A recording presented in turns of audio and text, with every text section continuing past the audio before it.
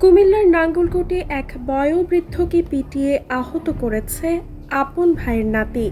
ঘটনাটি ঘটেছে উপজেলার বক্সগঞ্জ ইউনিয়নের অষ্টগ্রামের কালামিয়া মেম্বারের তৃতীয় পুত্র আলী আক্কাসের সাথে।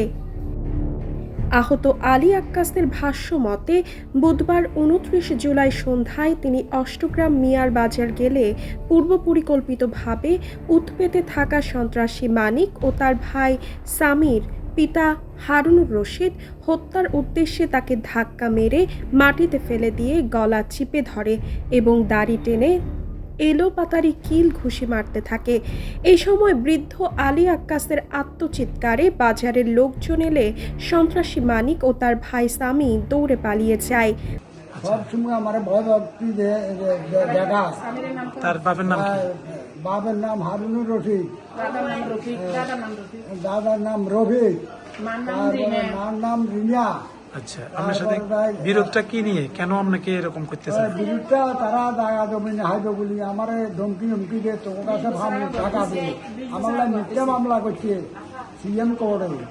আলী আক্কাসের একমাত্র মেয়ে ফাতেমা বলেন, আমার পিতাকে গত 10 বছর ধরে তার ভাতিজা হারুনুর রশিদের 2 ছেলে মানিক ও সামি ও তাদের মা রিনা বেগম আমাদের বাড়ির জায়গা দখল করার চেষ্টা করে না পেরে বাবাকে বিভিন্নভাবে হত্যার হুমকি ধমকি দিয়ে আসছে এবং সুযোগ পেলেই শারীরিক ও মানসিক নির্যাতন করে। আমরা এর উপযুক্ত বিচার চাই ও মানিক সামির দৃষ্টান্তমূলক শাস্তি দাবি করছি।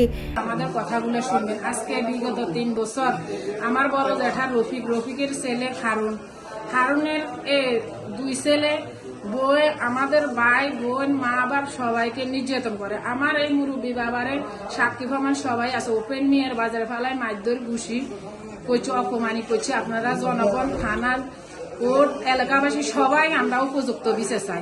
এ ব্যাপারে অভিযুক্ত মানিকের নিকট জানতে চাইলে সে বলেন, আমি রাগের মাথায় ওনাকে ধাক্কা মেরেছি, আর কিছু করি নাই। এ বিষয়ে নাঙ্গলকোট থানার ওসি শাহিনুর রহমান বলেন, আমি এখনো কিছু জানি না, অভিযোগ পেলে ব্যবস্থা নেব।